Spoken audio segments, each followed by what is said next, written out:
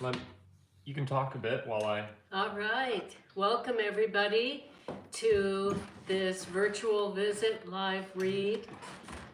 Today's theme and story, and what I'm going to show in the house as far as home decor, is dance, which is very perfect timing. That thank you, Abigail Blonigan and Perfect Duluth Day, for the recent article you did, which was so sweet to have this full circle.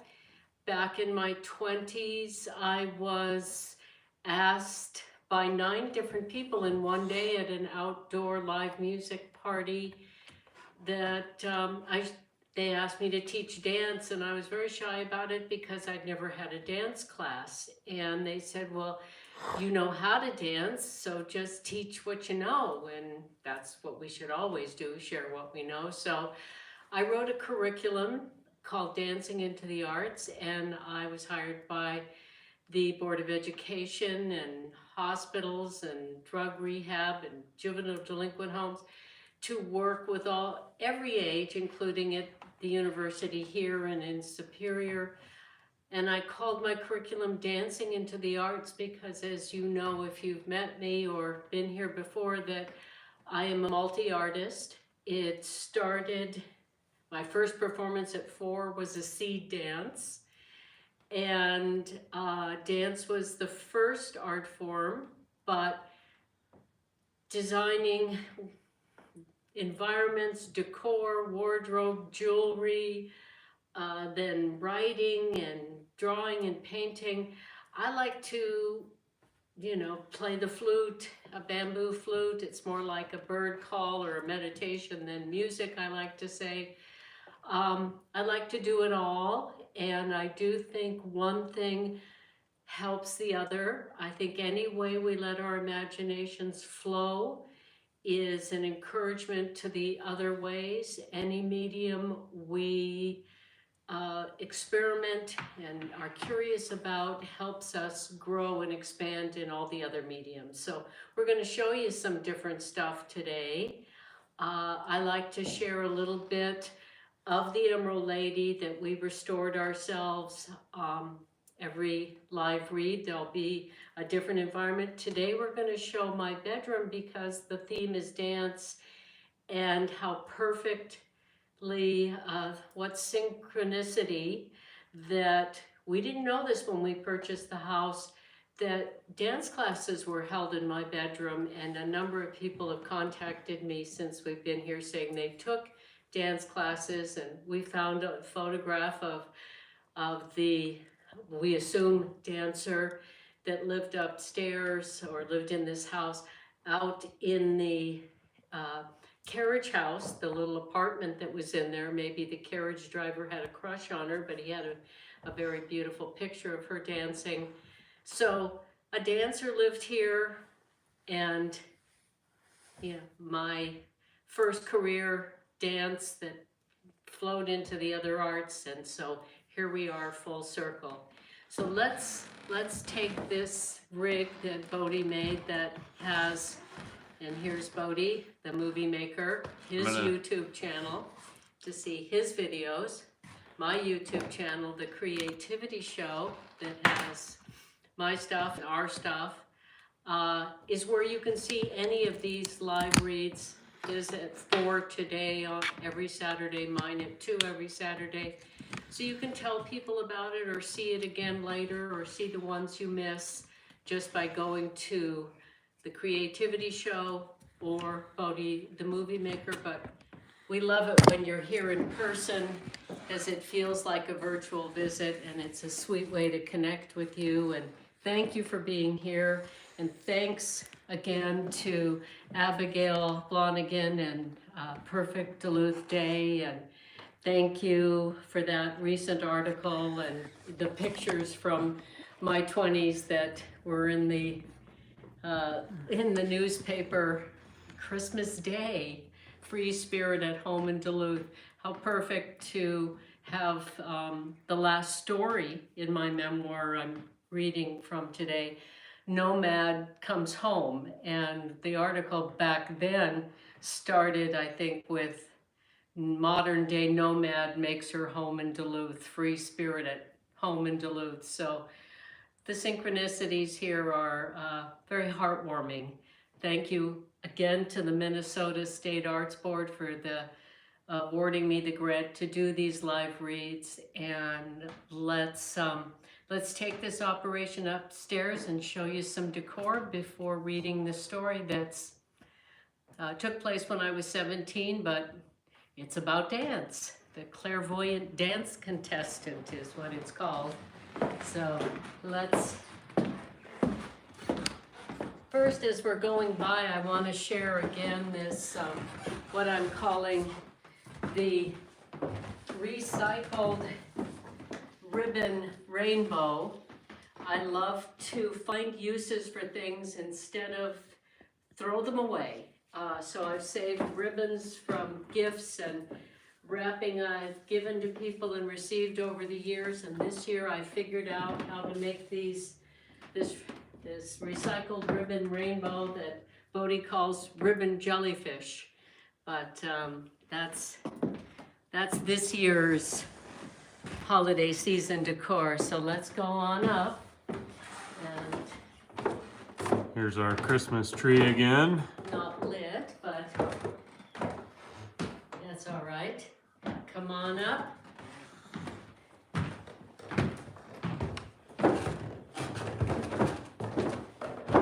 Taking a moment to show the art while she turns on the light.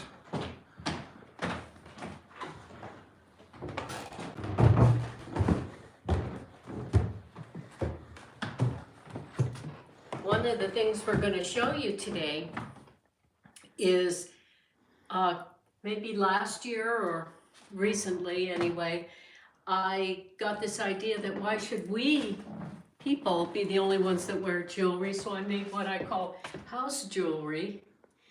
And here's Bodhi's room that has the elephant carved from bone and all these seeds and masculine colors with the amber. And then here's agates and the blues, and on the way into my room, which was, as I said, used as a dance studio. So come on in and see that. And go ahead and show them the room. And some of the themes that run through my work are organic flourishes, and I love stone, and we see the crystal lights and the onyx on the tables, and these manzanita wood lamps that actually were cut from a manzanita tree that fell on the mountain on our land in our last home and made into these 4 lamps, and towel bars that were in our previous home. We're also going to show you this historic, here since the house was built, piece of art that I decided to do what the decor around it, leaving it. And here's the house jewelry for the fireplace. And then this was where the dance students, I believe, would come and change. So this is now it's my jewelry and wardrobe studio. So come on in and see the jewelry making area here. This cabinet that I designed and painted. Let me interrupt for a moment. If you're on Instagram, we might have a few connectivity issues in this part of the house. You can also see this live stream on Facebook and YouTube, but rest assured, if there's connectivity issues, we'll be connected again in a short period. Thank you. So come on in and show them this cabinet before. Here were the tests I did for this cabinet. And then here's the cabinet that has all of my jewelry and the supplies. I don't have a single expensive diamond or emerald for the Emerald Lady. Maybe I should have an emerald, but anyway, it's all inexpensive stuff I've collected or found over the years, but I just love to keep creating, so I made all this jewelry. And I love these live reads because it's giving me an excuse to wear some of these beautiful things that I've made. So here's our, see, you can reach any part of the cabinet with this slidey door design. And, you know, here are some of the stencil outfits I've done over the years, which we'll show more of. And including on the table here, this stencil wings, angel wing scarf. And here's the dragonfly. So we're actually going to show you some more stencil stuff and get into it at another time in more detail. Go ahead and show the stencil on the walls and the art in my bathroom. That I love stencils, all the different things you can do with it, clothes, walls, art. I've done it on platters, frosted glass platters, on ceramic platters, and you know, there's these two pieces of art, so show that.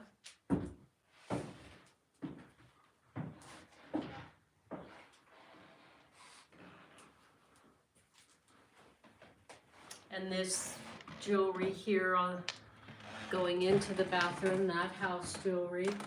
So, you know, I picked the colors for these little flourishes for the room. And how about you show the guest room flourish, turn the hall light on the way by while I turn off these lights. Okay. All right, let's go into the hallway here. I'm gonna turn this light on with my elbow. All right. Here's some more of her house jewelry that she puts over the doorways.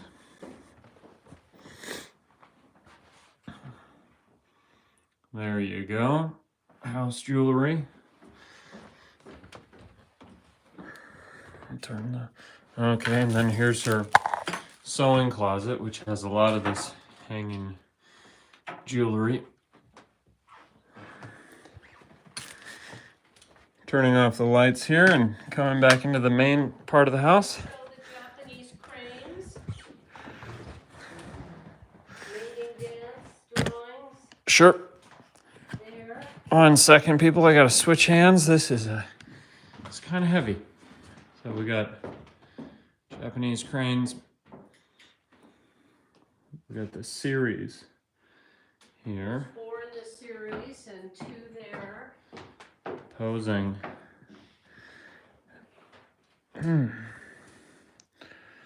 All right, should I head back downstairs?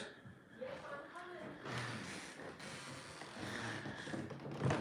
I'm coming. And for anybody on Instagram, again, we're moving around the house and we're streaming from different devices.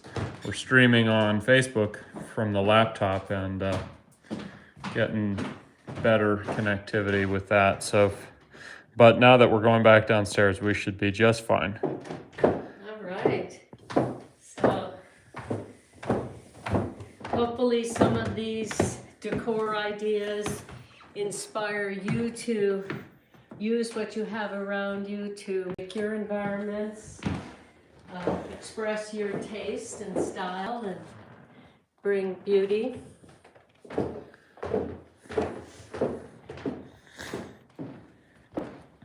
Alrighty, we're gonna come back down. I'm gonna put you guys back on the tripod.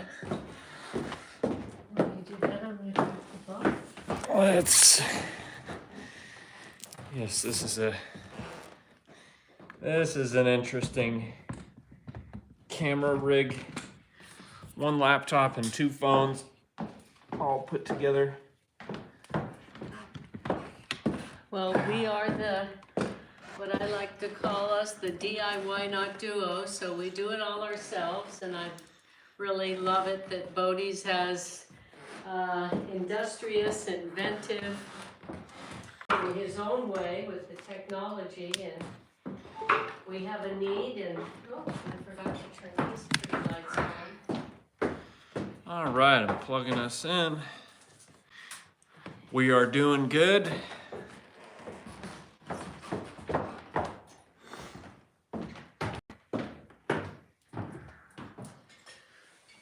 Oh yeah.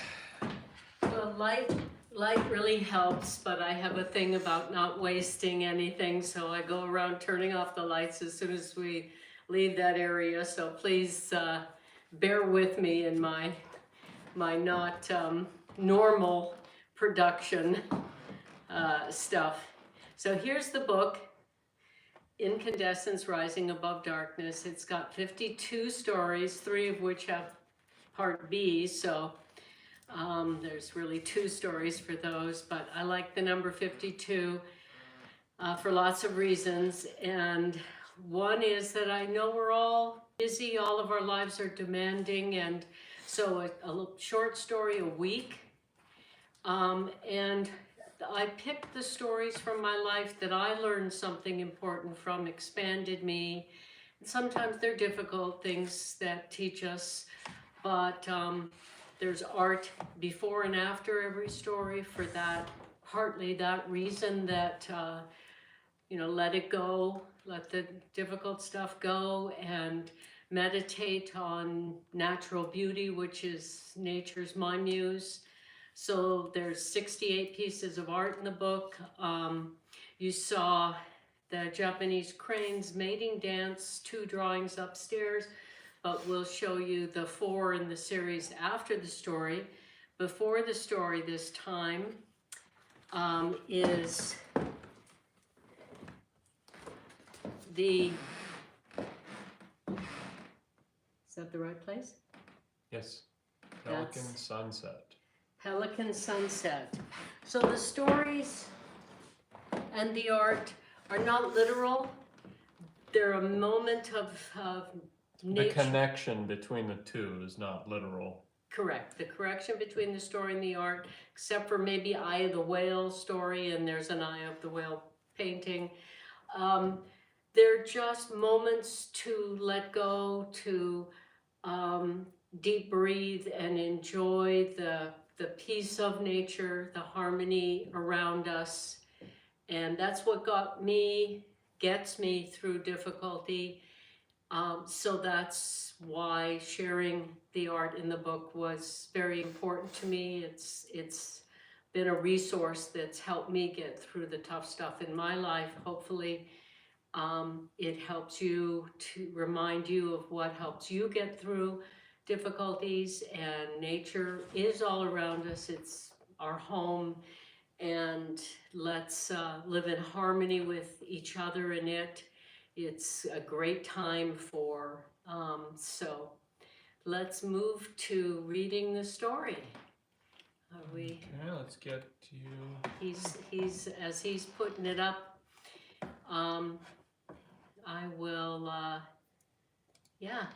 keep letting you know that this really feels like a virtual visit. I know some of you that are there, and I feel connection with you.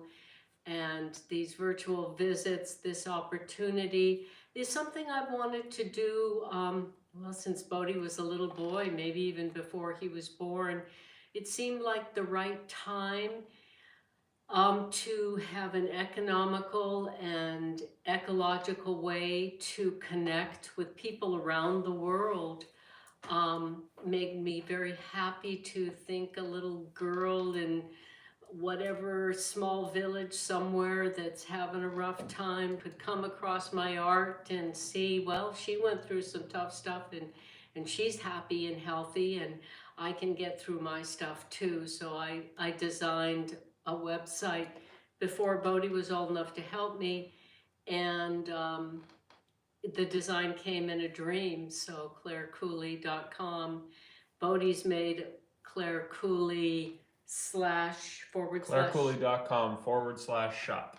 ClareCooley.com/shop. You can tell I'm not the technically adept one of the two of us. So these live reads are every Saturday, 2 p.m. and they can also be seen later, as I said, on the Creativity Show. The blog posts and videos about writing, editing, designing, formatting, and publishing your own writing will be coming out at the very beginning of February. I decided to do 10 in that series in February, like an intensive course in how to believe in yourself, organize your life and the work, and find the right help to manifest and share your unique voice, your unique lessons and love with the world. So that'll come out in February, all 10 of those blog posts and videos.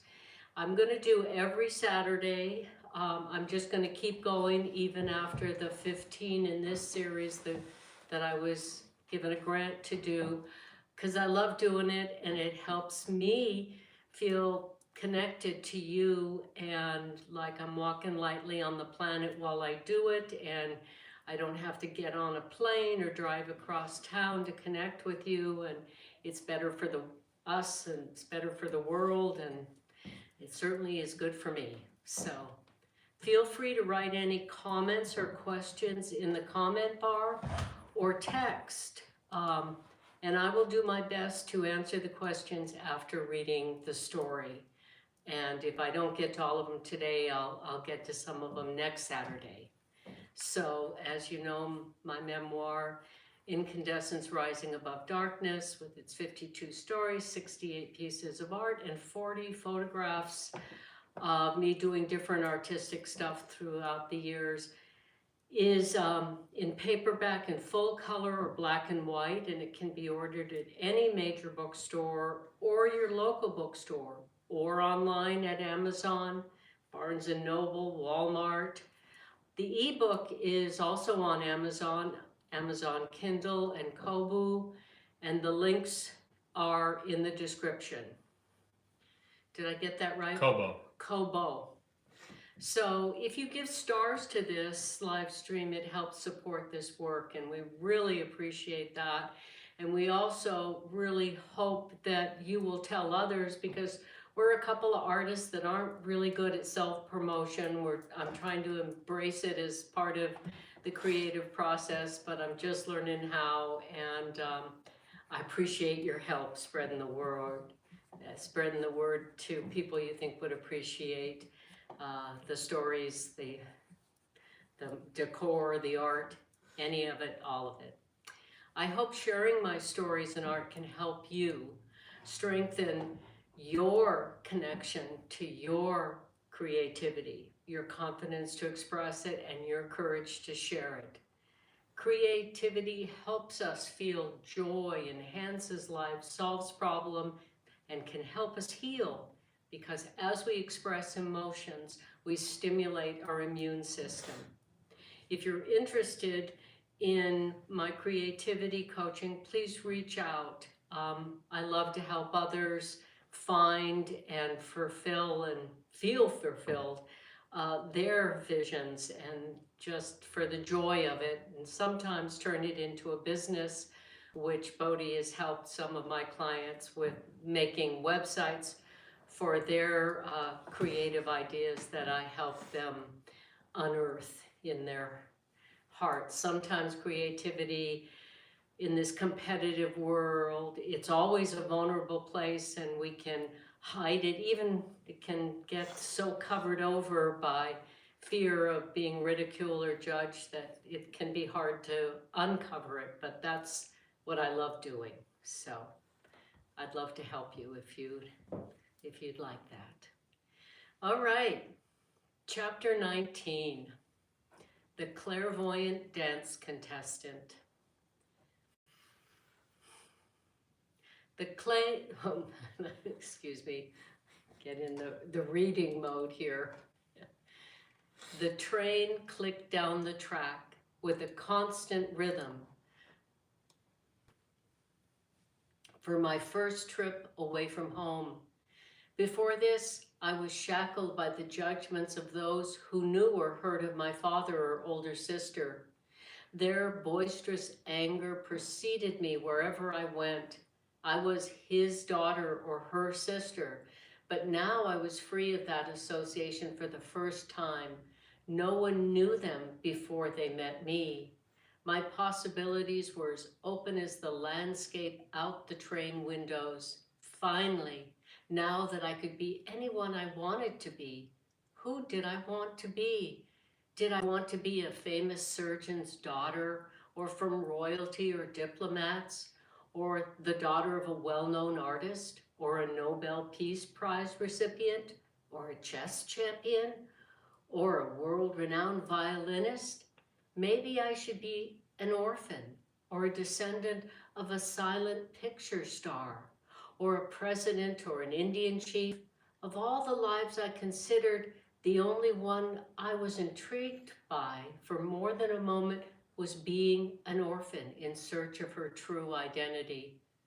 Who I really wanted to be was simply me. I could be without judgment, anyone knowing any shocking details of my life, like how sheltered I was from other people or ordinary situations. No one would know that I had my first friends and conversations recently, or that my father's barroom buddy raped me while my father was passed out in the same room. It would be my secret that I was afraid of anyone who was bigger than me. Men because of their lust, women because of their jealousy.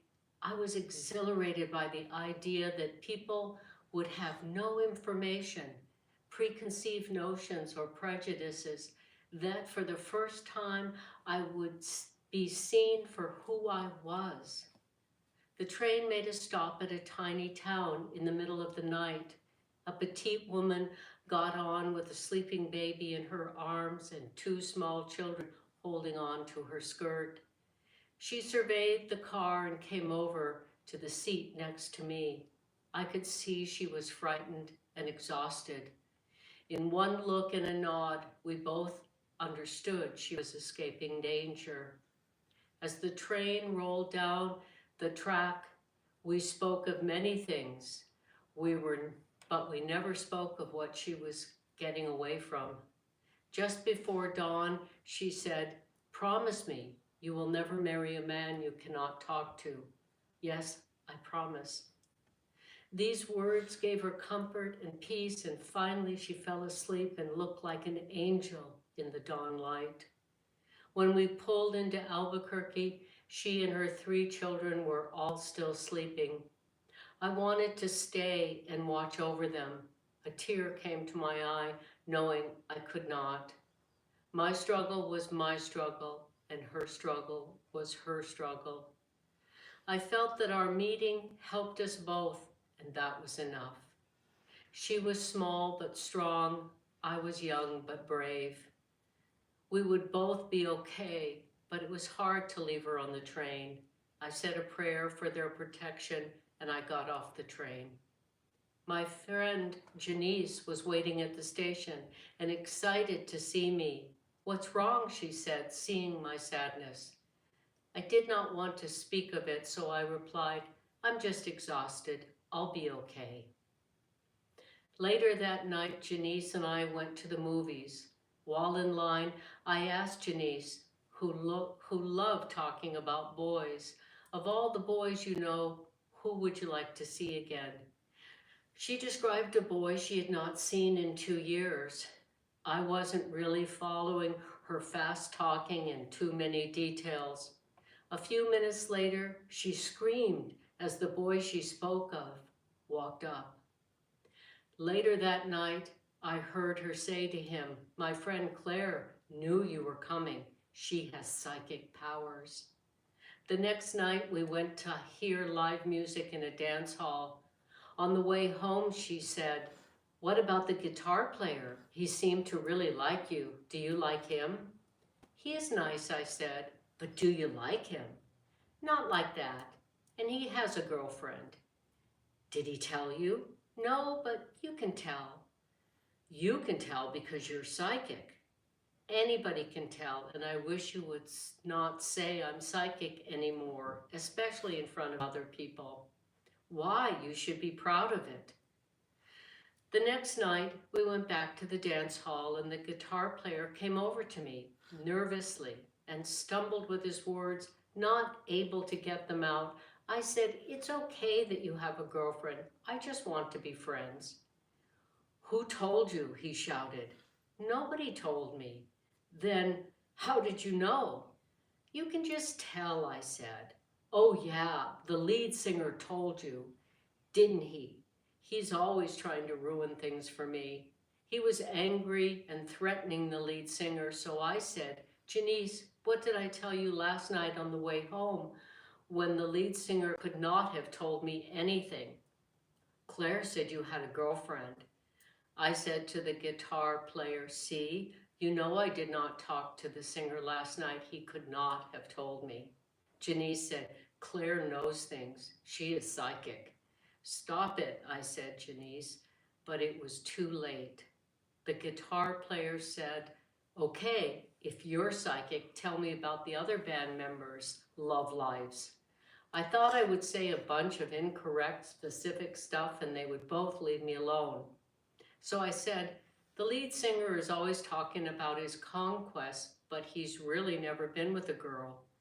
The piano player has been with the same girlfriend since junior high, and she just had surgery. He's very worried, but she's going to be fine." I was just about to speak of the drummer when I looked at the guitar player's face. He looked at me like he'd seen a ghost. Then I looked at Janice, and she also looked frightened. Without wanting to, I was right about the two guys.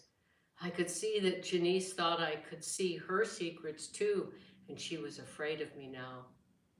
Janice and I never spoke of it again, nor did she speak freely with me again. I decided then and there not to ever do that again, as no good could come from it. The next night at the dance hall, there was a dance contest with a cash prize. I needed the money to get home. I did not tell anyone that I knew I would win. I laughed inside when the music started and they chose Black Magic Woman for the contest. I used the money to buy a train ticket home. I was relieved to be going home to my mother, who was not afraid of anything I could see. She always knew things that she could not explain. She trusted the mysterious information and only used it to help others. She was comfortable with the unknown origins of what seemed to be psychic to others, but was normal to us. When I told her I knew I would win the dance contest, which I only entered to get the money to come home, she laughed and said, "Well, that makes sense because you are the clairvoyant dance contestant."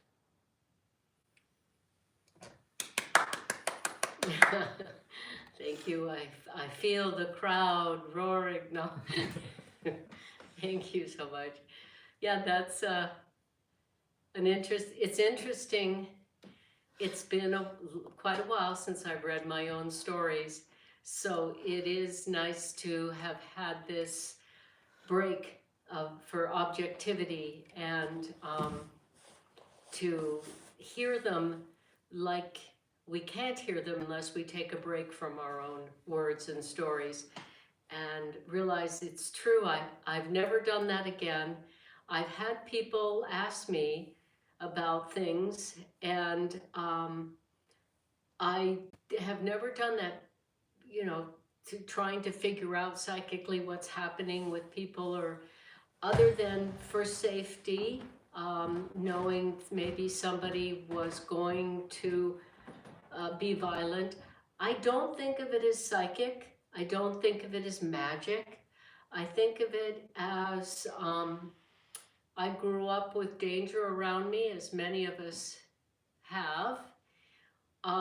And so I needed to be very observant. And there's so many clues that I think I let that information in. I don't judge it. I don't doubt my instincts, especially at this point in my life. So I think I get information that maybe other people don't let in. And so that's my explanation.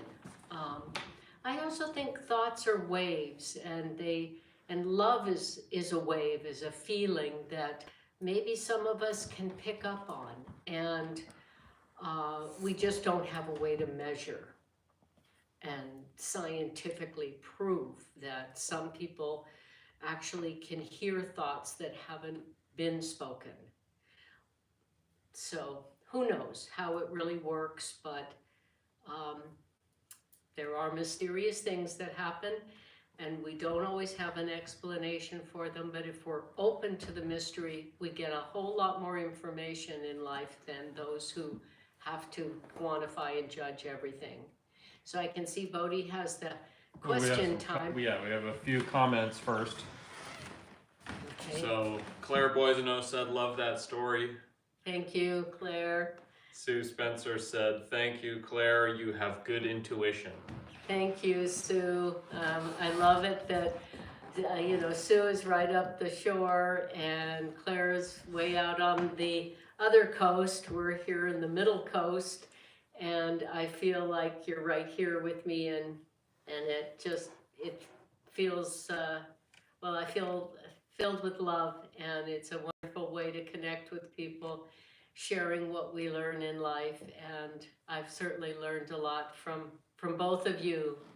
So thank you for those comments and questions, Bodhi has. Yeah, so we got a text from Jen asking, was that fireplace art original?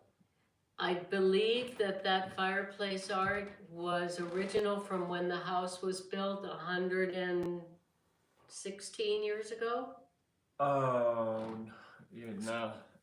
It was built in 1903. Built in 1903, so 120 years ago.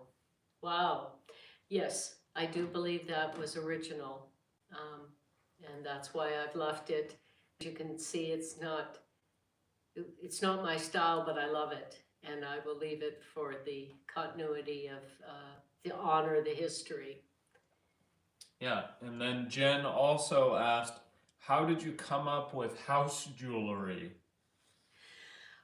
I have a habit, a policy of use what I have to make my life a little more what I want it to be every day. So I had all of these beads that people have given me, I've collected over the years, and as you could see, my jewelry cabinet is full. Nobody could need more than that. Nobody even really needs that amount, but I still had all of this stuff, and I went, why shouldn't the house wear jewelry? It is the Emerald Lady, after all, as Bodhi named her, so let's give the Emerald Lady some adornment and use this to brighten up with little flourishes of color and reflective beads here and there. So that's how that happened. Okay. Yeah, and then one moment, pulling up the other one. Bruce asked about, have you ever faced any stigma exploring the psychic parts of yourself? I'm sure that I have, and as I said, I don't think I'm psychic, and I love it when people call me clairvoyant, play on my name, and I take it as a compliment, but I haven't reached any conclusions about where things that I have known that other people haven't told me come from, and whether thoughts create waves that I can pick up, because I didn't start having conversations with other people really until I was 14 years old. So I spent a lot of time, and I still do, in silence and in creative reverie and in nature. So perhaps I'm more open. And so I feel those waves, and I don't have an explanation. And if other people judge me for sharing some of the mysterious stuff that's happened in my life, well, it doesn't really bother me. If they don't know me and if they don't love me, I'm not going to let it affect me, what they think or don't think, how they judge me. I do think it's important for us not to reach conclusions about things we don't have proof of.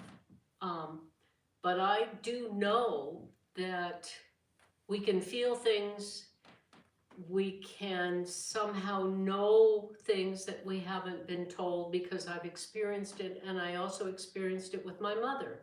And there are some of those in some of my other stories, events. So, but do I have to know how it happens to believe it? No, I just have to have witnessed it. So I don't have to have an explanation to know it's true. So. Nice.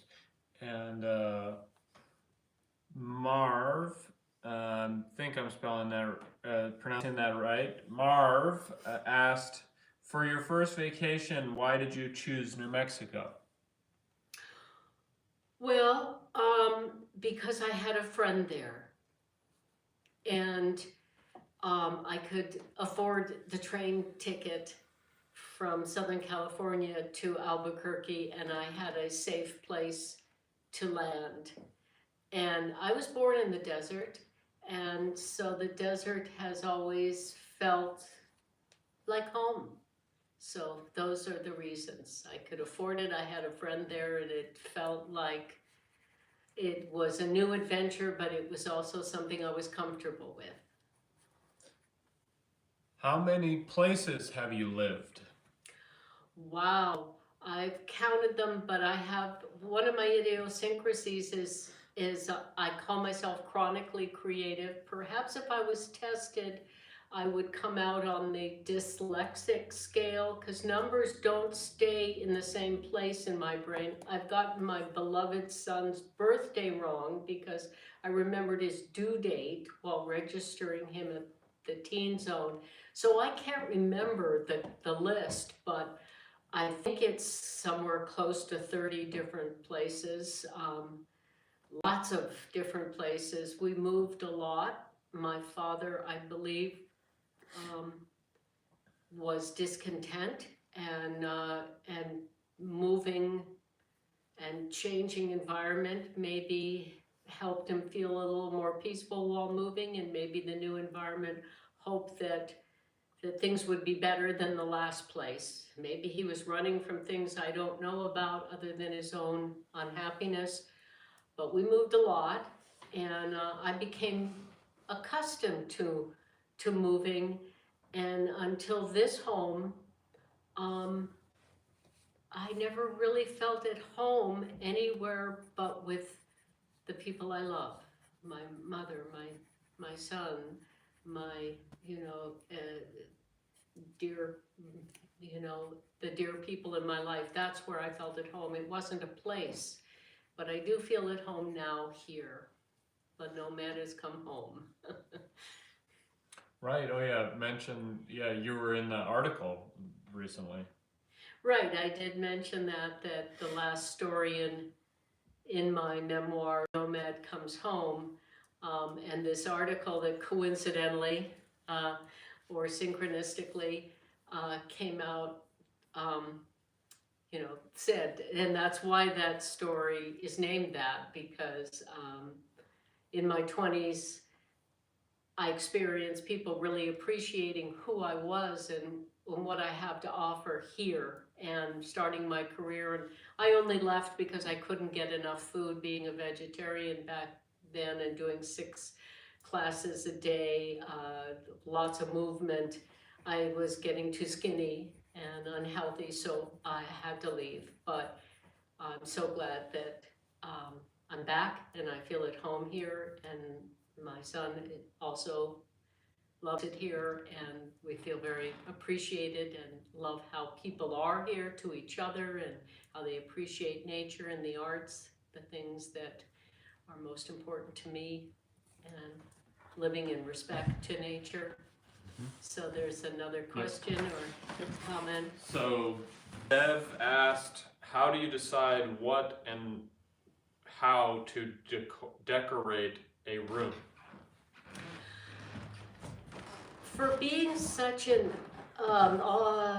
such a artist, I also have a very practical part of my mind. I have a publisher friend who calls me the practical mystic.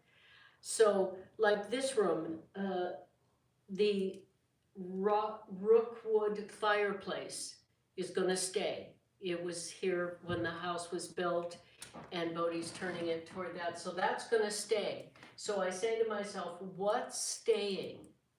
And that is what's staying, and the structure of the room.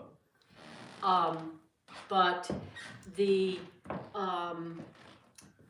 and the flourishes that were built in, they're what's going to stay. So how I design the room around what I want to stay or have to live with, and then I take it very simple course to done, like, okay, what shows that the best? Light colors. What will show my art that, of course, I want to put on the walls and have around me? You know, the neutral, white, bright, reflect the light through the long winter. So that's how I choose the color. And then the furniture that I designed and had made for our last home is going to fit in here. So, like my bedroom that I showed earlier, that historic painting over the fireplace, that's staying. So work around what's going to stay, the architecture and any of the touches that are going to stay, and then just build slowly. And I like it to be simple as possible, but also function. Like, what's going to happen in here? Well, dancing and roller skating, so I need things to be able to move and collapse. Art, the cabinet full of art supplies. So I design around what I want the space to function. I call it, fine, function, fast, and meaning, the function, the feeling of the place, and that's how I choose what goes in it. Nice. Is what it's going to be used for. Visiting, creating, dancing, skate dancing, now doing live reads. So. Okay, it looks like there's a few more comments and then one more question, and we've got about 8 minutes. Okay. So Claire, Boys and O, hugs to you and Bodhi. Oh. Hugs to you too, Claire. Look, he wore it happened. A maroon shirt. I didn't know. Neither one of us knew, but that looks good together. Yes, we match. Thank you. And Sue Spencer wrote, "We're all happy that you and Bodhi are here in Duluth." Thanks. Ditto. Yeah, I want to tell one quick story, Sue. It was after visiting with you the third time that Bodhi and I came to Duluth, in our year before deciding where to relocate after our home, dissolved in California, as happens sometimes in families. We decided to take a year to really make a reasoned decision, and we named our RV the Reasoned Manor, so we could choose a new location after we let all the sadness and disappointment of our home and family changes and all that go. We took a year. So we came to Duluth 3 times. Duluth was always my first choice, but it was the third trip here that after just stopping at your house, Sue, with our dear friend Jill, who I'd known since my 20s, said, oh, let's stop here and see them. No appointment. And you guys were so warm and generous and open-hearted and stopped and visited with us and gave us drinks on the veranda, tea or juice or whatever it was. And Bodhi said, you know, Mom, I always thought you were exaggerating how nice people are here. But you weren't. You didn't romanticize it. They are that nice. And that's when he picked Duluth. So, Sue, thank you. And thanks to your whole family. Your mother, who we loved making that, we make our own fun documentary about, and your whole family. So thanks for being who you are, and thanks to Bodhi for being willing to open his heart and mind to such a new place. So there's another question, so I'll wrap it up. Yeah, the other one was just somebody commented that they saw the Christmas tree up still, so I figured you could talk about the all-season tree. Yes, well, first of all, I'll leave the Christmas decor on it for a while, because why not? It's happy, it's fun. And I leave the tree up all year. I call it the all seasons tree. And in spring, we'll have spring decor, and in summer and autumn, it'll have different decor, because I love the lights and the tree in the middle of the staircase there. So I just decided to just change the decor for each season. So yeah. So. And then before that, so yeah, just to give you guys the information, we go live on Facebook, Instagram, and YouTube, and you can also see all of these live streams on her book's website, incandescencebook.com, including all the ones from the past. And she also, on Facebook, she goes live on her profile and on the creativity show. So I'm bouncing back and forth looking at the different comments and questions in the different places. If that might be why you're not seeing the questions if you're on one place. But or the other. We put it out on all these places because we want to make it easy for you guys to find it, and we really appreciate you checking the live streams out. So thank you so much. And we really appreciate you telling others, because as we've said, promoting ourselves is not something we're good at yet. Hope to be. I'm actually very awkward about it, so I'm trying to embrace it. But I do appreciate the help and appreciate you telling others about it. And thanks for being here, and thanks again to the Minnesota State Art Board for awarding me the grant to do this, and to Abigail and Perfect Duluth Day for the article recently, which is perfect timing to be about starting my career as dancing into the arts curriculum I wrote back here in my 20s, and full circle of the clairvoyant dance contestant from my book Incandescence, Rising Above Darkness. And stick around or come back, I guess, for Bodhi's live read at 4 from his sci-fi thriller Northport, 1999, or see his videos on his YouTube channel, oh, that's good. Bodhi the Movie Maker. That's yeah, I told you, I'm chronically creative. I speak gibberish, I mix words up, I mix symbols up. When I see a word, I do not have to read it like most people do. I do have a chronically creative brain, but I've learned to work with it to my benefit, and hopefully to other people's benefit. So my YouTube channel, The Creativity Show, all of these videos are on, and I will see you hopefully next Saturday at 2 for the next live read. Meanwhile, stay curious and creative. Thanks so much for being here. And Erica Bree said thank you. Thank you, Erica, for tuning in. Thank you, Claire, Sue, everybody. Thank you all, whether we could see you or not. We feel you. And Grace from Mexico on Instagram. Oh, nice. And yeah, and I think Erica, it might be in Spain. Catherine, Virginia.